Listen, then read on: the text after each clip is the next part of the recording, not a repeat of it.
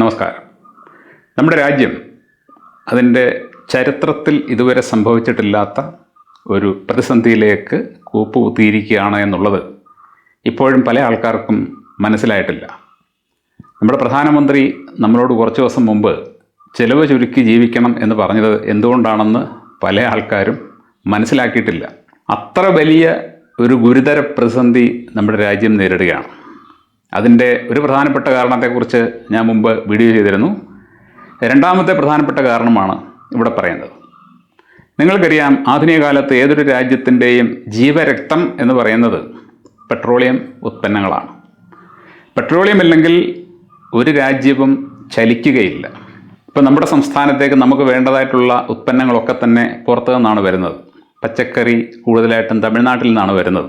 തമിഴ്നാട്ടിൽ പച്ചക്കറികൾ കർഷകർ നല്ലപോലെ കൃഷി ചെയ്തുണ്ടാക്കിയിട്ടാലും അതിവിടെ എത്തണമെന്നുണ്ടെങ്കിൽ വാഹനങ്ങൾ വേണം. വാഹനങ്ങൾ ഓടണമെങ്കിൽ പെട്രോളും വേണം, ഡീസലും വേണം. പെട്രോളിയം ഇല്ലെങ്കിൽ രാജ്യം നിശ്ചലമായി പോകും. പൂർണ്ണമായിട്ടും രാജ്യം ഒരു സ്തംഭനത്തിലെത്തും. ഇത് ആരും പറയാതെ തന്നെ എല്ലാവർക്കും അറിയാവുന്ന കാര്യമാണ്. നമ്മുടെ രാജ്യം പെട്രോളിയം ഇറക്കുമതി ചെയ്താണ് ഉപയോഗിക്കുന്നത്. നമ്മുടെ രാജ്യത്ത് ആഭ്യന്തര ഉത്പാദനം എന്ന് പറയുന്നത് ഏതാണ്ട് പ്രതിദിനം 6 ലക്ഷത്തോളം ബാരലാണെന്നാണ് പറയുന്നത്. 6 ലക്ഷം ബാരൽ. എന്നാൽ നമ്മുടെ പ്രതിദിന ഉപഭോഗം എന്ന് പറയുന്നത് 55 മുതൽ 60 ലക്ഷം വരെ ബാരലുകളാണ്. എന്ന് പറഞ്ഞാൽ ഒരു ദിവസം നമുക്ക് ഏതാണ്ടൊരു 55 മുതൽ 60 ലക്ഷം ബാരലുകൾ വരെ ക്രൂഡ് ഓയിൽ വേണം. ആ സ്ഥാനത്ത് നമ്മൾ ഉത്പാദിപ്പിക്കുന്നത് വെറും 6 ലക്ഷം ബാരൽ ക്രൂഡാണ്. എന്ന് പറഞ്ഞാൽ ആവശ്യത്തിൻ്റെ 10% മാത്രമേ നമ്മൾ ഉത്പാദിപ്പിക്കുന്നുള്ളൂ.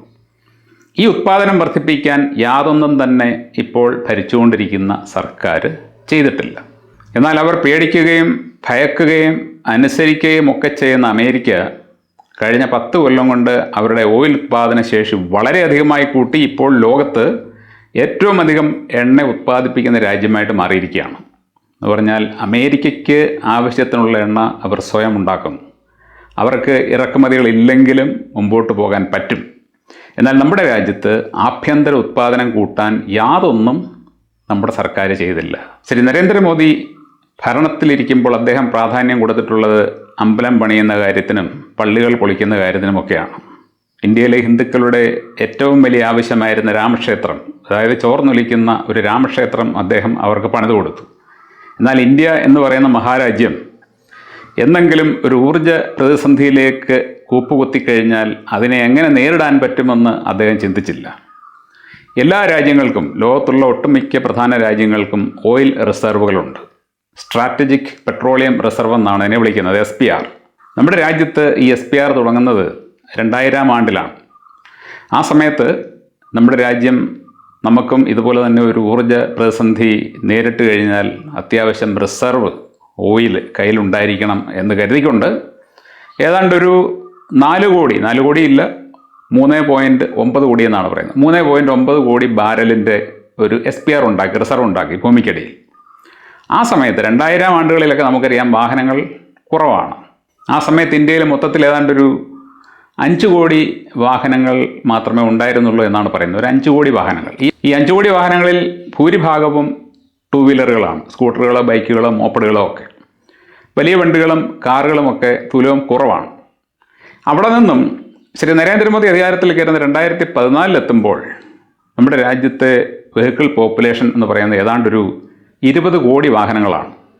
ആ സമയത്ത് ആൾക്കാർ സ്കൂട്ടറിൽ നിന്നും കാറിലേക്കൊക്കെ മെല്ലെ മാറാൻ തുടങ്ങിയിരുന്നു എന്ന് നമുക്കറിയാം. അപ്പോൾ ആ ഒരു ഘട്ടത്തിലും നമ്മൾ തുടർന്ന് പോരുന്ന ഓയിൽ റിസർവ് എന്ന് പറയുന്നത് ഈ പറഞ്ഞ 3.9 കോടി ബാരലാണ്. 2025 എത്തി നിൽക്കുമ്പോഴും നമ്മുടെ രാജ്യത്തിൻ്റെ oil reserve, strategic oil reserve എന്ന് പറയുന്നത് അതേ ക്വാണ്ടിറ്റി തന്നെയാണ്. അതായത് 3.9 കോടി ബാരൽ. നമ്മുടെ ഒരു ദിവസത്തെ ഉപയോഗം എന്ന് പറയുന്നത് 55 ലക്ഷം മുതൽ 60 ലക്ഷം വരെ ബാരലാണെങ്കിൽ ഈ റിസർവ് എന്ന് പറയുന്നത് കൂടി വന്നാൽ ഒരാഴ്ചത്തേക്ക് മാത്രമേ തികയുകയുള്ളൂ. ഇവിടെയാണ് നമ്മൾ നമ്മുടെ രാജ്യത്തിൻ്റെ ഈ റിസർവും അമേരിക്കയുടെയും ചൈനയുടെയും റിസർവുകളും തമ്മിലൊന്ന് കമ്പയർ ചെയ്യേണ്ടത്. ഞാൻ പറഞ്ഞു, അമേരിക്ക കഴിഞ്ഞ 10 കൊല്ലം കൊണ്ട് അവരുടെ പെട്രോളിയം ഉത്പാദനം ഗണ്യമായിട്ട് കൂട്ടി ലോകത്തിലെ 1-ാം നമ്പർ എണ്ണ ഉത്പാദിപ്പിക്കുന്ന രാജ്യമായിട്ട് മാറിയെങ്കിൽ ഇന്ത്യ ആ മേഖലയിൽ ശ്രദ്ധിച്ചതേയില്ല. നമ്മുടെ ശ്രദ്ധ അമ്പലം പണിയുന്ന കാര്യത്തിലായിരുന്നു. അമേരിക്കയുടെ ഓയിൽ റിസർവ് എന്ന് പറയുന്നത് 71.4 കോടി ബാരലാണ്. അതായത് അവരുടെ പക്കൽ 71.4 കോടി ബാരൽ ഓയിൽ റിസർവ് ചെയ്ത് സ്റ്റോക്ക് ചെയ്ത് വെക്കാനുള്ള സംവിധാനം ഗവൺമെൻറ് ഉണ്ടാക്കിയിട്ടുണ്ട്. ഇപ്പോൾ ഏതാണ്ട് ഒരു 41 കോടി ബാരൽ ഓയിൽ റിസർവ് അമേരിക്കയുടെ കയ്യിലുണ്ട് എന്നാണ് പറയുന്നത്. ലോകത്ത് ഏറ്റവും അധികം വാഹനങ്ങളുള്ള രാജ്യം അമേരിക്കയാണെന്ന് പറയുന്നു. 2ാം സ്ഥാനത്ത് ചൈനയാണ്. 3ാം സ്ഥാനത്ത് നമ്മുടെ രാജ്യമാണ്. അപ്പോൾ ഈ 3 രാജ്യങ്ങളും ഓയിൽ റിസർവ് ചെയ്യുന്ന ആ ക്വാണ്ടിറ്റി നിങ്ങൾ നോക്കണം. അമേരിക്കയുടെ ഞാൻ പറഞ്ഞു ഏതാണ്ട് 71 കോടിയോളം ബാരലാണ് അവരുടെ സ്റ്റോക്ക്. അവർക്ക് ആഭ്യന്തര ഉത്പാദനവുമുണ്ട്. 2ാം സ്ഥാനത്തുള്ള ചൈനയുടെ പക്കൽ ഏതാണ്ട് 90 കോടി ബാരൽ ക്രൂഡിൻ്റെ റിസർവ് ഉണ്ട് എന്നാണ് പറയുന്നത്. 90 കോടി. അതായത് നമ്മുടെ രാജ്യം 3.9 കോടിയിൽ കിടക്കുമ്പോൾ ചൈനയുടെ 90 കോടി എന്ന് പറയുന്നത് എത്രമാത്രം ഉണ്ട് എന്നുള്ളത് നിങ്ങളൊന്ന് ചിന്തിച്ച് നോക്കണം. അതിലേറെ ചൈനയുടെ പക്കലുണ്ടെന്നാണ് പറയുന്നത്. അപ്പോൾ നമ്മുടെ രാജ്യത്തിന് അടിയന്തരമായിട്ടും വേണ്ടിയിരുന്ന ഓയിൽ റിസർവ് അതിൻ്റെ അളവ് വർദ്ധിപ്പിക്കാൻ യാതൊന്നും ചെയ്യാതെയാണ് ശ്രീ നരേന്ദ്രമോദി കഴിഞ്ഞ 10-12 കൊല്ലം ഭരിച്ചത്. ഇവിടെ വാഹനങ്ങൾ ആൾക്കാർ ധാരാളമായിട്ട് വാങ്ങാൻ വേണ്ടി അദ്ദേഹം പല കാര്യങ്ങളും പ്ലാൻ ചെയ്തിരുന്നു, നടപ്പിലാക്കിയിരുന്നു. അതായത് 10 കൊല്ലം പഴക്കമുള്ള വാഹനങ്ങളെല്ലാം പൊളിക്കണം, പുതിയത് വാങ്ങണം, അല്ലെങ്കിൽ 15 കൊല്ലം കഴിഞ്ഞ വാഹനങ്ങൾ പിന്നെ റോഡിൽ ഇറക്കാൻ പാടില്ല. ഇതെല്ലാം കൂടുതൽ വാഹനങ്ങൾ വിൽക്കാൻ വേണ്ടിയായിരുന്നു. എന്നാൽ ഈ വാഹനങ്ങൾ വിറ്റ് കഴിഞ്ഞാൽ അത് റോഡിൽ കൂടി ഓടണമെങ്കിൽ നമുക്ക് എന്ത് വേണം? പെട്രോളിയം വേണം എന്നുള്ള ചിന്ത അദ്ദേഹത്തിന് ഉണ്ടായിരുന്നില്ല. എല്ലാ കാലവും ഇങ്ങനെ സുഗമമായിട്ട് പെട്രോൾ വന്നുകൊണ്ടേയിരിക്കും എന്നൊക്കെ ആയിരുന്നിരിക്കണം അദ്ദേഹം കരുതിയത്. പക്ഷേ അമേരിക്കയും ചൈനയും പോലുള്ള രാജ്യങ്ങൾ എങ്ങനെ സൂപ്പർ പവർ ആയി എന്നുള്ളത് ഇത്തരത്തിലുള്ള ഉദാഹരണങ്ങളിലൂടെയാണ് നമ്മൾ മനസ്സിലാക്കുന്നത്. അവരിങ്ങനെയൊക്കെയുള്ള സ്ഥിതിവിശേഷങ്ങൾ ഉണ്ടായേക്കാമെന്ന് കരുതി അവരുടെ റിസർവ് കപ്പാസിറ്റി വളരെയധികമായിട്ട് കൂട്ടി. ഒരു പ്രശ്നമുണ്ടായാൽ പോലും ഏറെക്കാലം അതിനെ നേരിടാനുള്ള ഒരു സംവിധാനത്തിലാണ് പോകുന്നത്. എന്നാൽ നമ്മുടെ രാജ്യത്തിൻ്റെ പക്കൽ ഈ പറയുന്ന 3.9 കോടി ബാരലും പിന്നെ ഓയിൽ റിഫൈനറികളെല്ലാം കൂടെ കൂട്ടിയെടുത്താൽ തന്നെ ഏതാണ്ട് ഒരു 70 ദിവസത്തേക്കുള്ള ഓയിൽ റിസർവ് നമുക്കുണ്ട് എന്നാണ് പറയുന്നത്. പക്ഷേ ഇൻ്റർനാഷണൽ എനർജി ഏജൻസി പറയുന്നത് നിങ്ങൾ കുറഞ്ഞത് 90 ദിവസത്തെയെങ്കിലും റിസർവ് സൂക്ഷിച്ചിരിക്കണമെന്നാണ്. ഏത് രാജ്യവും ഒരു 90 ദിവസത്തെയെങ്കിലും ഓയിൽ റിസർവ് സൂക്ഷിച്ചിരിക്കണം. എന്നാൽ നമുക്ക് 90 ദിവസത്തെ ഓയിൽ റിസർവ് ഇല്ല, 70 ദിവസത്തെ ഉണ്ടെന്നാണ് പറയുന്നത്. ഇപ്പോഴത്തെ ഈ സാഹചര്യത്തിൽ 70 ദിവസത്തേക്കുള്ളത് ഉണ്ടോ എന്ന് നമുക്ക് അറിഞ്ഞുകൂടാ.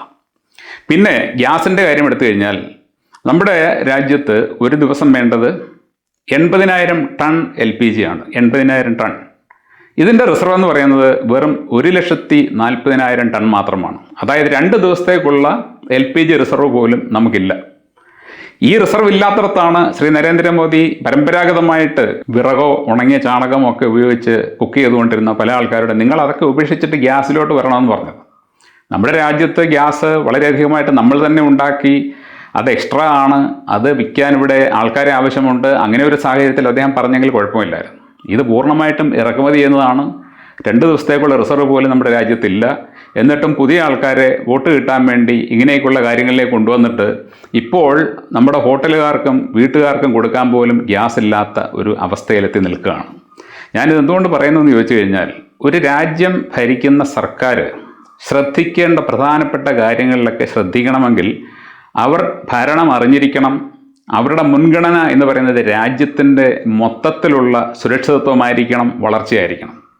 എന്നാൽ തങ്ങളുടെ സർക്കാർ എങ്ങനെയെങ്കിലും അധികാരത്തിൽ വരണമെന്ന് കരുതിക്കൊണ്ട് വെറും മതം മാത്രം പ്രസംഗിച്ച് മതവെറി ഉണ്ടാക്കാൻ മാത്രം ശ്രമിച്ച് മുമ്പോട്ട് പോകുന്ന ഒരു സർക്കാരിന് ഇങ്ങനെയുള്ള കാര്യങ്ങളൊന്നും ശ്രദ്ധിക്കാൻ നേരവും കിട്ടില്ല. ഇങ്ങനെയുള്ള കാര്യങ്ങൾക്ക് അവർ അറിയാനുള്ള സാധ്യതയുമില്ല.